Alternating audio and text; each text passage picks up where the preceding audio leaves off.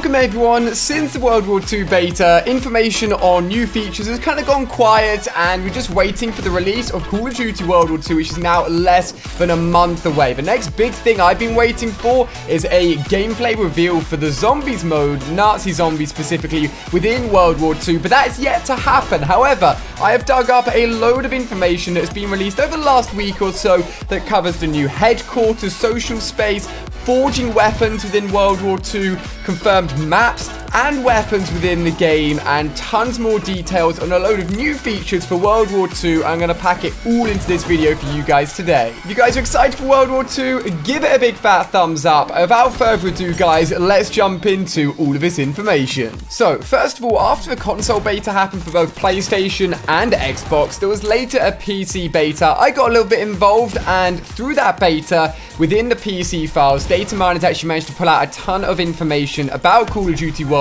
War II, and some of that information includes map names and weapon names. On screen here, you can see a list of all 13 map names that were found within the Call of Duty World War II beta that lead us to believe these will be the final names for the full release of the multiplayer maps. And actually, specifically, London Docks has actually had a picture released via Sledgehammer Games on Twitter. Looks pretty awesome. Obviously has that staple big red double-decker bus you'd expect to see in London, and the map looks pretty cool. On top of that, all of the weapons that were in the beta PC files were also leaked. Some of the ones worth noting is the FG42 within the assault rifle category. That's a weapon we haven't seen or even heard of yet within COD World War II. Within the SMG category, there's the MP28, which I'm very interested to see. And also within the sniper category, we have the SVT40, which has actually been seen within the assault rifle category in Call of Duty World at War, so I'm interested to see how it acts as a sniper. And we also have a few new pistols, launchers, shotguns, and LMGs as well. There's also been confirmed 4 war modes. Obviously, we only saw one war mode, and have only seen one war mode in total for Call of Duty World War II so far. But all these sound really, really interesting, and I'm very excited to see additional war modes as they get released for World War II, because although they get a little bit repetitive, playing them at least for the first few times is super fun. Getting really good at strategy for taking on the maps from both offensively and defensively is a lot of fun as well. Let me know what you guys think. Did you play a lot of the war mode within the beta? Let me know down below. Continuing the trend of information being discovered through the PC beta files, it was also found through a bugged menu, the version of Uplink that will be included within Call of Duty World War II. Now, obviously, Uplink traditionally in previous Call of Duty games has been a game where you can boost around the air, use your exo jump to throw a ball into a sphere and screw yourself a point for your team. However, from these leaked images, we can see it has changed a little bit. Your goal target is actually on the ground now, and the ball looks like one of those old leather footballs they used to make, or soccer balls if you're in America, back in the day during the World War II period, and you're going to be throwing that instead into the goal sphere to try and get yourself a point. Since this leak, Sledgehammer Games actually tweeted out their own official picture of a character holding this ball, so pretty much confirmed that this mode, Uplink, will be reimagined and re-evaluated for boots on the ground Call of Duty for World War II, which is very exciting. Now, typically for previous Call of Duty games, if you pre-order the game or buy a certain edition of the game, you start with a bonus map, which will only be given out to those people, and then will eventually come to everyone else come like 3 or 4 months later. The Call of Duty World War II is a map called Quarantine, which is a bonus map that will be given out to everyone that has the World War II Season Pass or the Digital Deluxe Edition. And this map is actually a reimagined version of the exact same map, Quarantine, from Call of Duty 2, believe it or not, which was actually remastered and reimagined for Call of Duty 4 in the form of Chinatown. So most of you guys probably know it more commonly as Chinatown. I know I personally do, and a lot of you guys may have actually played it once that map pack was re-released for Modern Warfare Remastered. So if all of you guys have pre-ordered or getting that Digital Deluxe version, look out for that exclusive map when COD World War II comes out. In terms of additional information for DLC and what the Season Pass will actually include for World War II, we don't have anything specific yet, but as soon as we do, I'll let you guys know.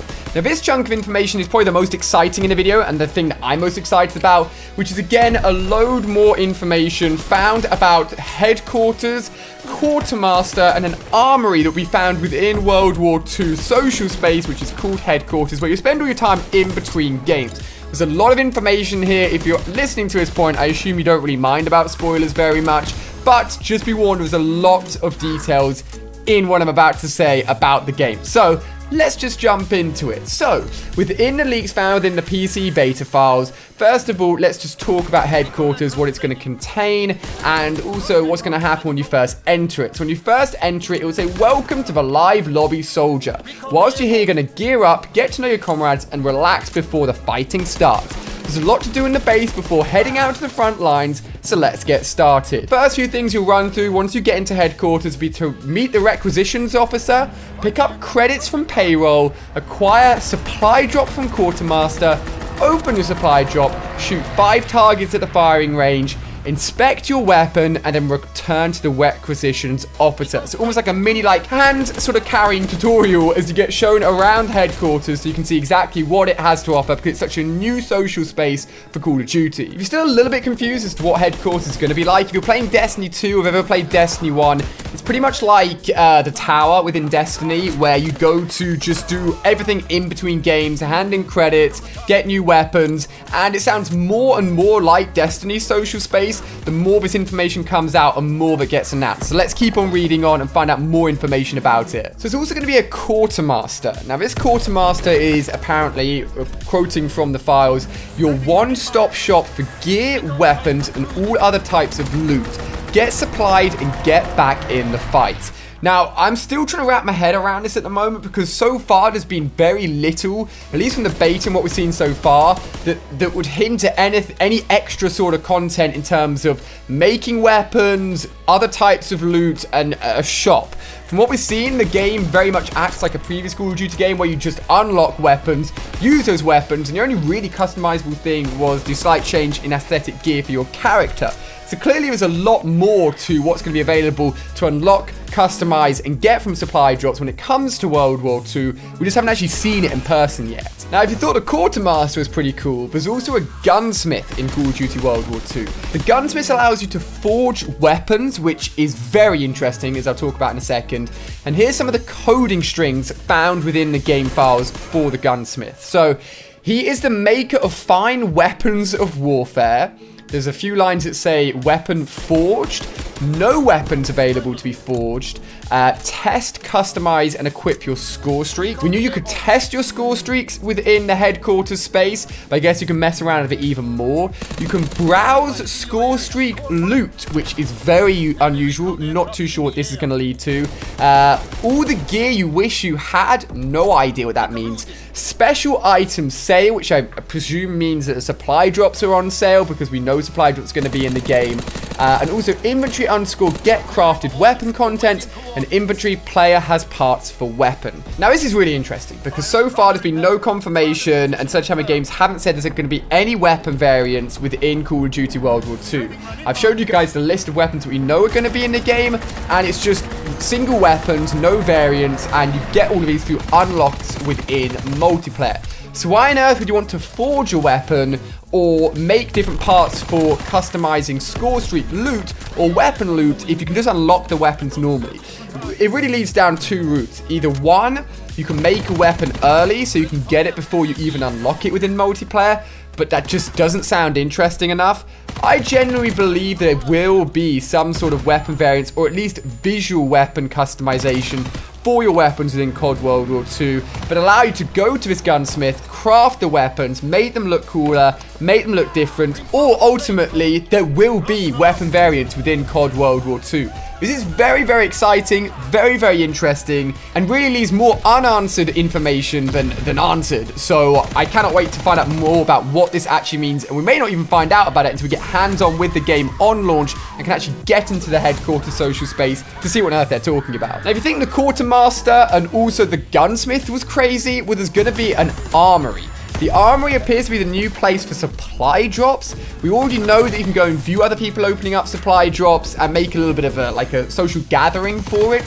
But apparently there's also going to be a system in-game called Armory credits, which you earn through playing in-game and can then actually use your Armory credits or COD points to unlock supply drops. So this is pretty much just like crypto keys that you see within Black Ops 3, basically a currency that you get from playing the game that allow you to get supply drops without having to spend a load of money, and hopefully you can earn them at a decent rate. Some of the lines of coding that have been seen within the game for the Armory include the ability to purchase new items using Armory credits or COD points. Command has seen it fit to reward you with Armory credits to spend on supplies, come back every often to get outfitted again. You don't have enough Armory credits to purchase this item, can't afford armor drop, 100 Armory credits required, and then a very interesting heroic challenge. Hold, we don't know which button this is, to purchase. So there's heroic challenges in there, there's Armory credits in there, obviously talk of supply drops as well.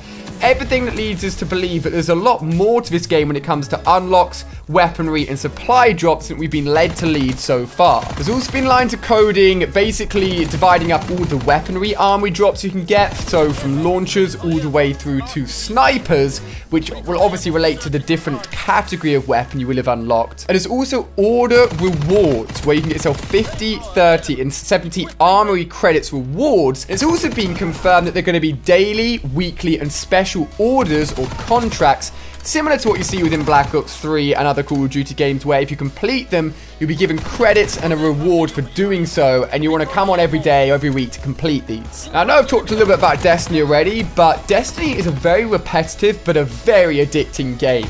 You want to come in every day to get your tokens for all the vendors, to complete those mini challenges, and obviously you have to be coming on every week to get those powerful luminous engrams for your characters, to up your power level, to open up those packages, and it is very addicting. I jump on Destiny every week, if not every day, to complete those challenges, and I think they're trying to transfer a lot of the addictive nature and the unlocking nature across to Call of Duty to make players keep on coming back and feel the need to log in every day, or at least every week, to make sure they're not missing out on a load of rewards. Just a little bit more information on those daily and weekly orders. Within the PC files, we have this quote: report to Major Marcus Howard on a daily basis to receive your orders and get the highest amount of rewards.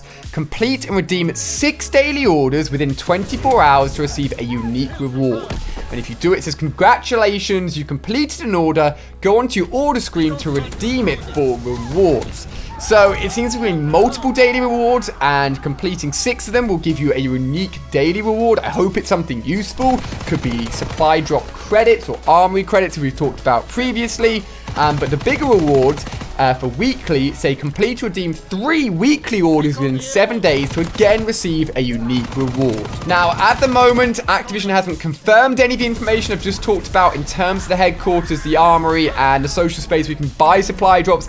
To be honest with you, supply drops in general, apart from having been confirmed in the game to only have aesthetic drops at the moment, there's barely any information around it. As I said, we're less than a month away till the game comes out. We're yet to have had any zombies full-on gameplay or even a proper trailer for it, really, so we're still waiting for that. And this video and all the information I've gathered for you guys really just leaves so many unanswered questions. It gets me excited. It makes me feel like there's going to be a lot of unlocking and a lot of cool stuff to do within multiplayer, but I want to know what we're going to get. What are these forging of weapons they're talking about? What are all these credits going to be used for? I just want to have answers, and I want to have answers now. Obviously, as soon as I get these answers, I will report back to you guys. But for the moment, that is everything that I can gather over the last few weeks, summing up all the latest COD World War II information.